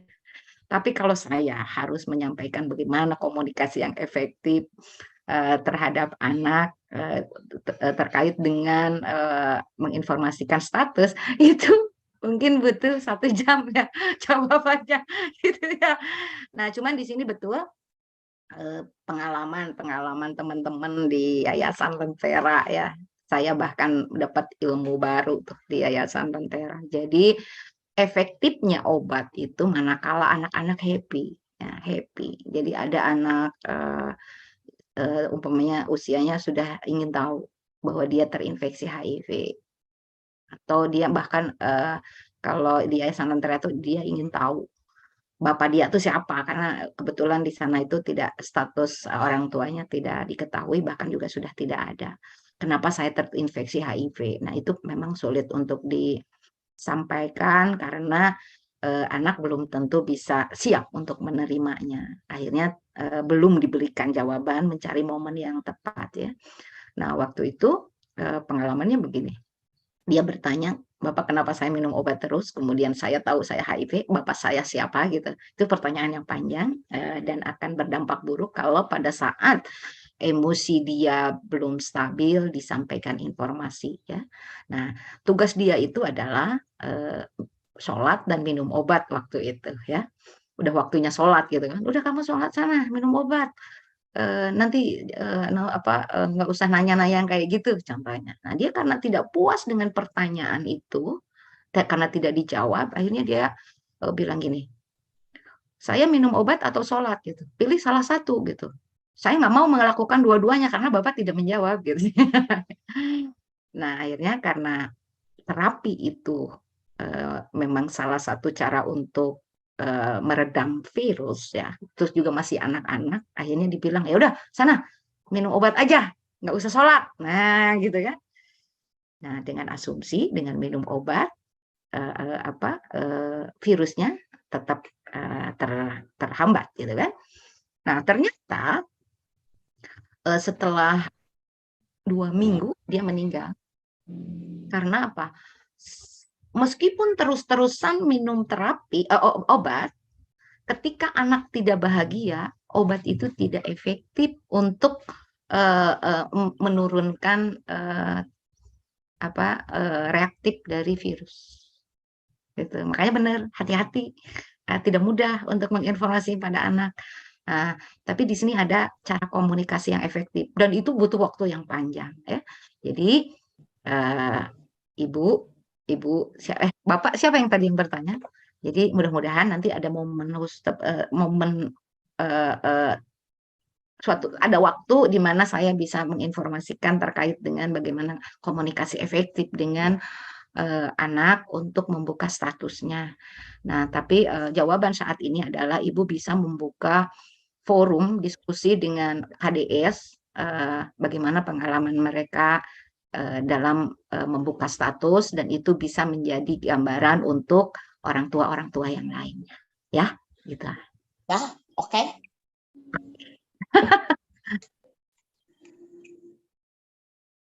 Baik, terima kasih jawaban dari Ibu Ayi ya. Jadi perihal membuka komunikasi ini dengan anak perlu adanya kiat-kiat khusus dan teknik-teknik khusus gitu. Yang paling terpenting bagaimana membuka pengalaman itu dari ibu-ibu terkait dengan pengalaman-pengalaman mungkin yang dirasakan oleh para oda-oda yang lainnya terlebih dahulu gitu, agar mempunyai gambaran terlebih dahulu gitu untuk saat ini yang bisa diberikan jawaban dari Ibu Ayi untuk Ibu Hasrifah Musa. Oke, baik, terima kasih jawaban dari Ibu Ayi, sangat menjawab sekali, semoga dapat diterima oleh Ibu Hasrifah Musa. Nah, di sini juga ada yang memberikan tanggapan dari Bapak Makromin lagi, pentingnya kelompok dukungan sebaya atau KDS dalam proses penguatan sangat diperlukan, hal itu penting sekali. Betul yang Narsum atau Ibu Ayi katakan, bahwa saat kita ingin mengenal Oda sebagai Pensos dan Peksos harus membuka pemikiran, jangan kita dikekang stigma-stigma di masyarakat. Baik. Nah, terus ini ada izin sharing juga pengalaman dari Ibu Sukma Nur Azizah. Izin sharing Ibu Ayi, di panti saya ada klien dengan HIV dan sangat baik dalam menjalankan perannya. Dengan pengobatan rutin sampai sudah masuk status bahwa tidak menularkan dan sudah kami rujuk bekerja di yayasan sesama Oda sebagai pendamping Oda. Namun memang masih ada kesulitan dalam penyaluran kerja Oda karena stigma yang ada. Berarti memang ya permasalahan sekarang itu terkait dengan stigma ya Ibu Ayi dan mitos-mitos ya, yang ini perlu diluruskan dan diberikan informasi yang tepat terkait dengan HIV/AIDS itu sendiri. Oke.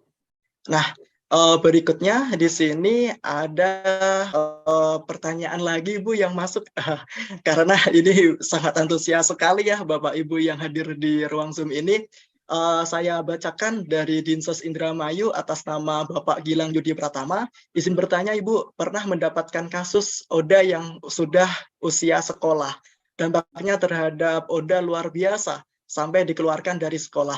Mohon masukan bagaimana kita sebaiknya sebagai Peksos memberikan advokasi atau penanganan tersebut Ibu.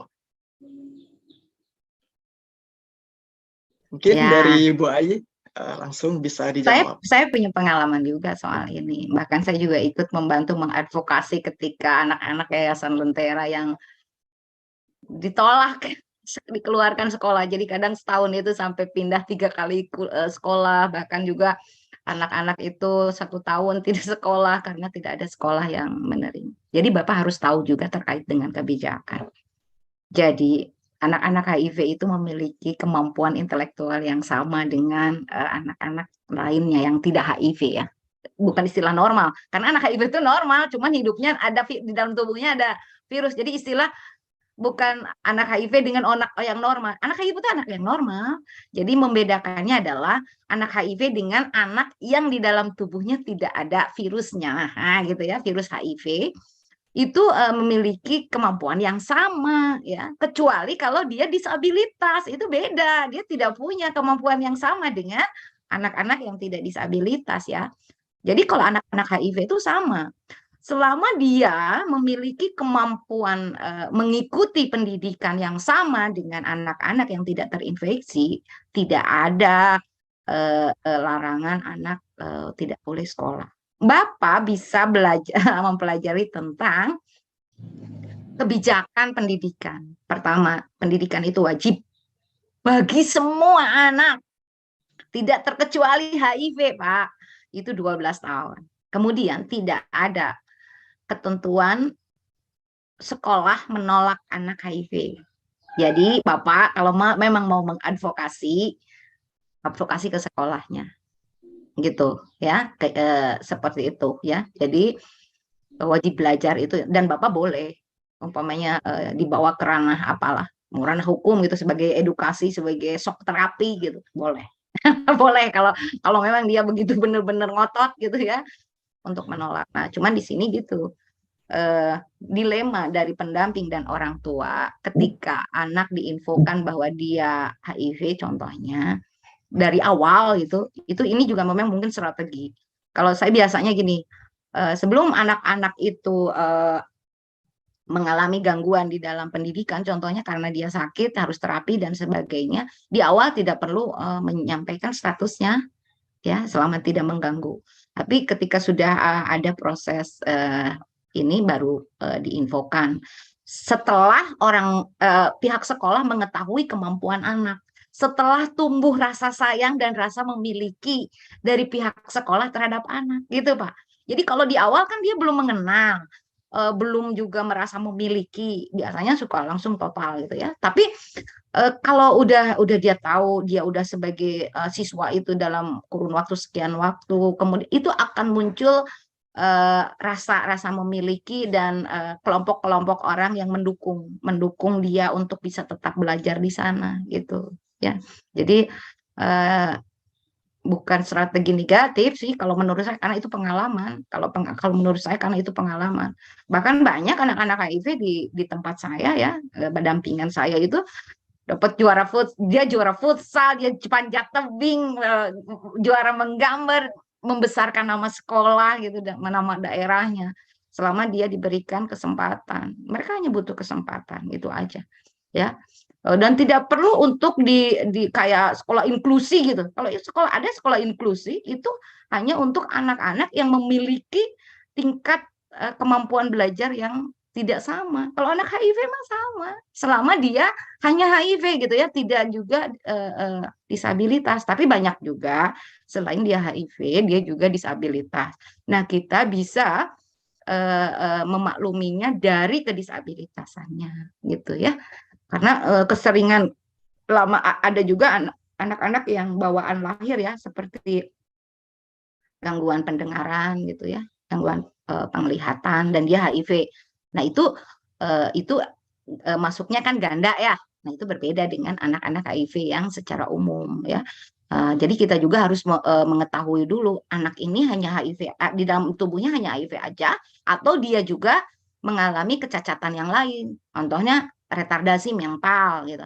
Nah, kalau sekolah umpamanya menolak karena anak ini selain HIV juga retardasi mental karena tidak bisa mengikuti pendidikan, nah itu Bapak harus maklum, bukan karena HIV, karena dia retardasi mental. Jadi sekolahnya ke sekolah khusus gitu ya. Oke, mungkin itu. Oke, baik. Terima kasih jawaban dari Ibu Ayah. Semoga dapat menjawab pertanyaan dari Bapak Gilang Yudi Pratama yang bertanya terkait dengan bagaimana sih mengadvokasikan anak yang udah ya, yang dia harus sekolah itu gitu. Oke, baik. Ini ada pertanyaan dari Ibu Cici. Ini pertanyaan yang paling terakhir ya, Bapak Ibu semuanya. Karena memang di waktu Indonesia Timur atau Tengah sudah masuk waktu sholat asar gitu. Ini saya bacakan pertanyaan yang terakhir dari pertanyaan Ibu Cici kepada Ibu Ayi. Maaf izin bertanya Ibu, terkait penemuan kasus ODA dari kelompok komunitas yang usianya di bawah 18 tahun atau usia sekolah, prosedurnya kan jika mau melakukan pengobatan kelayanan harus didampingi orang tua dan terkait biaya pemeriksaan lainnya. Sedangkan si pasiennya belum mau terbuka dengan pihak keluarganya karena takut mendapatkan stigma. Nah, itu bagaimana ya Ibu? Oke, terima kasih dari Ibu Cici kepada Ibu Ayi, waktu dan media dipersilahkan. Anak takut dengan orang tuanya itu pasti ya. Karena begini, ketika syarat ya, persyaratan untuk membuka dites HIV maupun membuka itu kan harus, tadi di awal saya sampaikan, harus membawa keluarga. 80% yang dibawa itu bukan keluarga, tapi teman dekat gitu ya. Karena yang dia paling jaga, paling tidak ingin tahu itu adalah keluarga, karena ikatan emosional tadi. Mereka sadar tidak bisa lepas dari keluarga, dan mereka juga sadar ya bahwa status dirinya itu akan berpengaruh terhadap kestabilan keluarga gitu ya, akan mempermalukan keluarga gitu, nama besar. Nah, seperti itu. Nah, sekarang bagaimana ini caranya? Nah, Ibu jangan salah. Ibu secara bertahap justru yang diinformasikan ke keluarganya dulu. Jadi nanti keluarga yang akan mengakses anak. Nah, cuman keluarga di sini Ibu harus tahu yang itu siapa. Kalau selama ini beranggapan bahwa yang dekat itu ayahnya atau ibunya gitu, biasanya anak itu dengan ibu atau dengan ayah gitu. Itu belum tentu. Banyak ibu-ibu, bapak-bapak ketika tahu anak mungkin pengen membunuh atau apa gitu, atau shock bahkan menimbulkan masalah baru. Mungkin bisa dicarikan orang-orang terdekat dari keluarga yang memiliki ikatan emosional yang kuat dengan anak itu. Jadi dalam kondisi apapun anak itu akan diterima. Seperti itu ya. Jadi tetap untuk langkah awal mungkin bisa didampingi oleh pendamping. Contohnya Ibu sebagai Peksos atau LKS, digabungkan dulu untuk LKS untuk pengobatannya ya. Tapi berikutnya keluarga itu adalah utama, dan itu harus secara berkala ya. Maksudnya direncanakan untuk menginformasikan kepada keluarga karena dukungan utama ya, seperti itu. Jadi langkah awal boleh ya, langkah awal boleh untuk tidak menginformasikan dulu, tapi kan tetap harus terapi. Nah, terapinya itu bisa oleh Peksos. Itu tuh psikolog itu udah pada ngerti loh. Dokter juga ngerti kok situasi-situasi seperti ini. Saya dokternya, saya pendampingnya cukup ngomong seperti itu, mereka bisa mau memberikan terapi gitu ya. Oke, ini pertanyaan terakhir ya. Di sini banyak mahasiswa saya di sini. Ada dari Banjarmasin ya, Wahyu. Nah, ini mahasiswa S2 saya, dia minta saya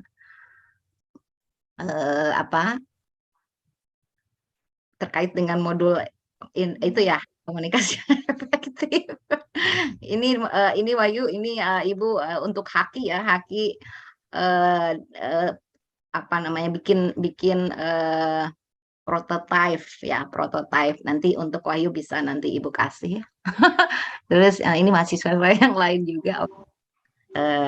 Salam semuanya. Ini reuni kita ya.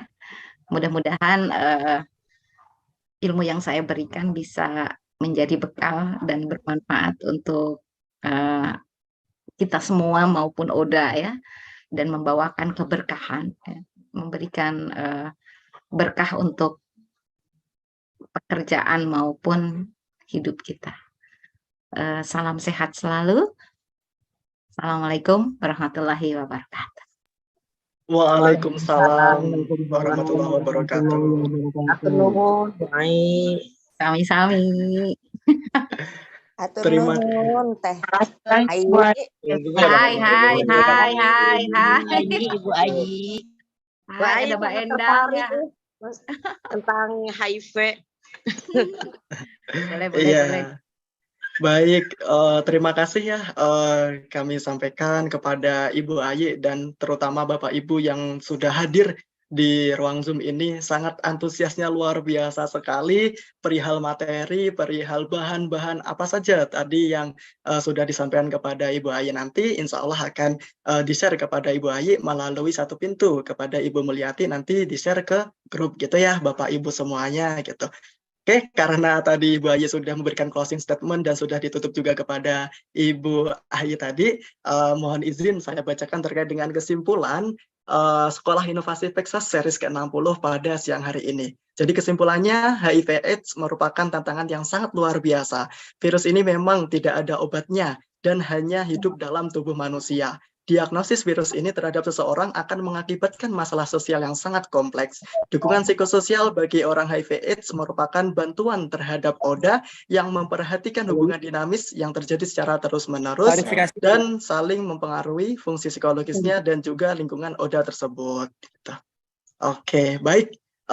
Terima kasih Ibu Ayi dan sekali lagi terima kasih Bapak Ibu semuanya yang atensinya sangat luar biasa. Semoga kita dipertemukan kembali di dalam Sekolah Inovasi Texas series yang berikutnya. Untuk link materi sudah saya share ya Bapak Ibu semua, link absensi sudah kami share semuanya. Jangan lupa untuk mengisi ya Bapak Ibu semuanya terkait dengan link presensi tersebut. Untuk link materi nanti akan di-share melalui satu pintu dari Ibu Mulyati di grup gitu. Baik, terima kasih. Saya di sini sebagai moderator. Apabila ada kurang lebihnya saya mohon maaf memimpin jalannya diskusi pada siang hari ini. Saya akhiri. Wallahul muwaffiq ila aqwamit thoriq. Wassalamualaikum warahmatullahi wabarakatuh. Waalaikumsalam. Waalaikumsalam warahmatullahi. Mai kalau bisa ada lagi materi tentang HIV. Bagaimana penyelenggara nanti ya? Ya, mangga. Assalamualaikum. Waalaikumsalam Mbak Septi. Ya, terima kasih Bu Ayi. Libur bersama. Oh iya libur ya, mantap dong. Gitu.